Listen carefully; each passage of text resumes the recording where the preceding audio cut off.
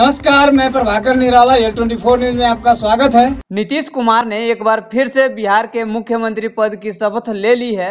नीतीश कुमार 7वीं बार बिहार के मुख्यमंत्री बन गए हैं। राज्यपाल फागू चौहान ने उन्हें पद एवं गोपनीयता की शपथ दिलाई है। राजभवन के राजेंद्र मंडप माहौल में आयोजित समारोह में नीतीश कुमार ने पद एवं गोपनीयता की शपथ ली है। विधानसभा चुनाव में एनडीए को बहुमत मिलने के बाद नीतीश कुमार को एनडीए विधानमंडल दल का नेता चुना गया था। हालांकि जनता दल यूनाइटेड को विधानसभा चुनाव में कम सीटें हासिल हुई। इसके बावजूद भारतीय जनता पार्टी ने उन्हें मुख्यमंत्री बनाने का अपना पुराना फैसला लागू किया। मुख्यमंत्री के बाद उनके कैबिनेट के अन्य सहयोगियों ने भी शपथ लिए। शपथ ग्रहण करने के बाद मुख्यमंत्री ने राज्यपाल फागू चौहान का अभिवादन किया है और राज्यपाल ने उन्हें मुख्यमंत्री बनने पर बधाई दी है। और साथ में उप मुख्यमंत्री के रूप में तारकिशोर प्रसाद यादव और रेणु देवी ने भी शपथ ग्रहण किया।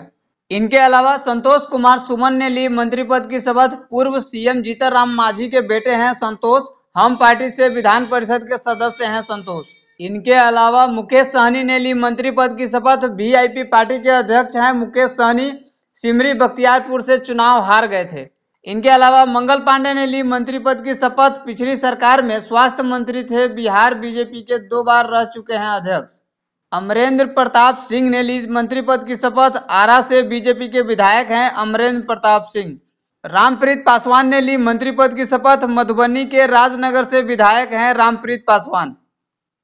जीवेश मिश्रा ने ली मंत्री पद की शपथ। दरभंगा के जाले से बीजेपी विधायक हैं जीवेश मिश्रा ने मैथिली में ली शपथ। वहीं राम सूरत राय ने ली मंत्री पद की शपथ। औराई से बीजेपी विधायक हैं राम सूरत राय।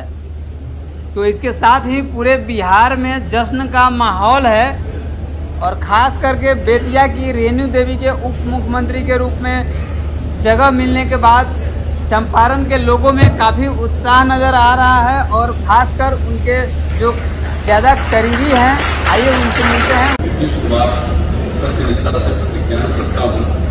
मैं विधि द्वारा स्थापित भारत के संविधान के प्रति सच्ची श्रद्धा और निष्ठा रखूंगा। मैं भारत की प्रभुता और अखंडता अक्षुण्ण रखूंगा। मैं बिहार राज्य के मुख्यमंत्री के रूप में अपने कर्तव्यों का श्रद्धापूर्वक और अंतःकरण से निर्वहन करूंगा तथा मैं भय या पक्षपात, अनुराग या द्वेष के बिना सभी प्रकार के लोगों के प्रति संविधान और विधि के अनुसार न्याय। बेतिया से 4 बार विधायक रह चुकी रेणु देवी बिहार की उप मुख्यमंत्री बन चुकी हैं। इस मौके पर उनके घर पर खुशी का माहौल है। सिर्फ घर ही नहीं, पड़ोसी भी काफ़ी खुश नज़र आ रहे हैं और एक दूसरे को मिठाइयाँ बांटकर खुशी का प्रदर्शन कर रहे हैं। लोगों का कहना है कि विधायक हो या न हो, हमेशा लोगों के काम आती हैं। महिला सशक्तिकरण का नायाब उदाहरण बताते हुए लोग यह भी कह रहे हैं कि भैया दूज के दिन प्रदेश अध्यक्ष संजय जायसवाल ने बहन को एक बड़ा उपहार दिया है। बहुत ही खुशी का पल है ये। हमारे जिले से आज तक लोग कैबिनेट मंत्री हुए थे इसके पहले भी, लेकिन इतना बड़ा ओहदा और पद किसी को मिला नहीं था। तो एक तो ये अपना सीट जीती हैं अच्छे मार्जिन से, और दूसरी बात है दीपावली का हम लोग को एक गिफ्ट के तौर पे हम लोग इसको देख रहे हैं। छठी मैया का भी बहुत बड़ा कृपा है। इतना बड़ा पद हमारे जिला में पहली बार किसी को मिल रहा है, वो भी एक महिला को। तो ये एक महिला सशक्तिकरण का भी बहुत अच्छा उदाहरण हो सकता है। बहुत लोग इससे महिलाएं भी प्रेरित होंगी राजनीति में आने के लिए, और हमारे लिए क्या पूरे ये जिले वासियों के लिए बहुत ही बड़े गौरव का पल है और बहुत ही कर्मठ और जुझारू महिला है ये। आप उनके पड़ोसी हैं, आपको कितना जानते हैं उनको? तो एक नेत्री के रूप में तो इनका बहुत अच्छा भूमिका है। एक पड़ोसी का रोल भी ये बखूबी निभाती हैं। अगल बगल में किसी को कोई दुख तकलीफ हो, कभी भी रात हो दिन हो, कभी भी हो, जो हर संभव सहयोग होता है। इसके पहले दुर्भाग्य से ये अपना सीट गंवा चुकी थी। उस समय भी अगर कुछ भी जो इनसे बन पड़ता था, किसी भी तरह का कोई सहायता हो, अगल बगल में किसी को कोई दिक्कत हो, तो कभी ये चुकती नहीं थी। हम लोग तो भगवान से दुआ कर रहे थे कि जल्दी से इलेक्शन आए और ये जीतें फिर से, ताकि और अच्छा काम कर सकें। और जीतने के बाद तो बखूबी ये बहुत अच्छा अपना रोल ये अदा करती हैं। बहुत ही जुझारू और अच्छी महिला हैं, और इनके बनने से पूरे चंपारण का तो कम से कम बहुत ही तीव्र गति से विकास होगा। उनसे मिलते हैं और वो उप मुख्यमंत्री बन रही हैं, आपको कैसा लग रहा है? रेणु दीदी आज भैया दूज के दिन उप मुख्यमंत्री पद की शपथ लेने जा रही हैं, तो एक तो बड़ी प्रसन्नता कल हुई जब वो उपनेता चुनी गई, और संजय भैया अपने जो प्रदेश अध्यक्ष हैं, मुझे लगता है कि भाजपा का नेतृत्व करते हुए भैया दूज पर इससे बढ़िया अपनी बहन को कोई और उपहार नहीं हो सकता था जो उप मुख्यमंत्री के रूप में उनको दिया गया है। दूसरी बात कि रेणु दीदी, मैं उनको दीदी ही कहता हूँ सदैव से, और उनका व्यवहार ऐसा है कि अपने से उम्र में छोटों को भी वो भैया ही कहती है। तो रेणु दीदी जिस समय आज से लगभग 31 साल पहले राम जन्मभूमि का जब आंदोलन चला था और उस समय वो दुर्गा वाहिनी का नेतृत्व जिला में कर रही थी, तो जोड़ासी वाले मंदिर में उनका पहला भाषण मैंने सुना था राम जन्मभूमि के पक्ष में, और उस समय से प्रखरता के साथ वो रही।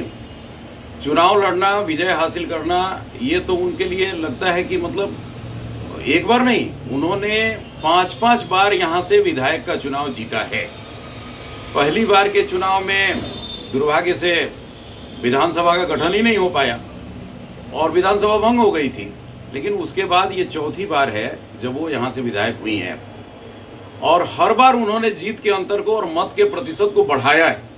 यह उनके प्रति जनता के लगाव को लक्षित करता है, दिखाता है। मैं व्यक्तिगत रूप से उतने ही वर्षों से, लगभग 3 दशक से उनसे जुड़ा हुआ हूं, और लगता नहीं है कि वे इतने बड़े पद पर रहते हुए भी किस तरह से एकदम सामान्य व्यक्ति की तरफ पारिवारिक व्यवहार दिखाती है। आज वो उप मुख्यमंत्री बन रही है, इस बात को आप किससे देखते हैं? उप मुख्यमंत्री बन रही हैं, लेकिन आज भी, जैसा कि मैंने थोड़ी देर पहले उनको देखा है टेलीविजन पर और हृदय गदगद हो गया, उन्होंने कहा कि मैं किसी पद पर चली जाऊं, आज भी एक कार्यकर्ता हूं और हम सब कार्यकर्ता हैं। तो ये केवल उनके मन की बात नहीं है। मैं व्यक्तिगत अनुभव अपना शेयर करना चाहूंगा।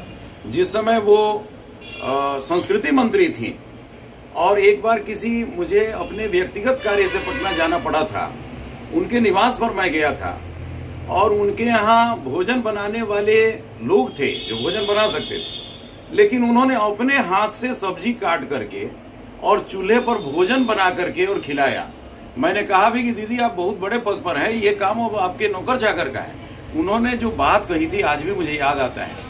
उन्होंने कहा कि मंत्री नहीं, मैं कल को प्रधानमंत्री भी बन जाऊंगी। जब भाई घर आता है तो बहन का कर्तव्य है अपने हाथ से भोजन बना के कराना। और मेरी आंखों में आंसू आ गए थे। आज भी मेरा हृदय रोमांचित हो रहा है सोच करके। ये उनका व्यक्तिगत व्यवहार है, केवल मेरे प्रति नहीं, सबके प्रति। आज के लिए इतना ही, फिर मिलते हैं अगले बुलेटिन में, तब तक के लिए नमस्कार। प्रेस दिवस के अवसर पर journalist welfare society Motihari Bihar की तरफ से सभी पत्रकार साथियों को हार्दिक शुभकामनाएं। आइए हम सब मिलकर इस पावन अवसर पर पत्रकारिता की गरिमा को हर हाल में बनाए रखने का संकल्प लें।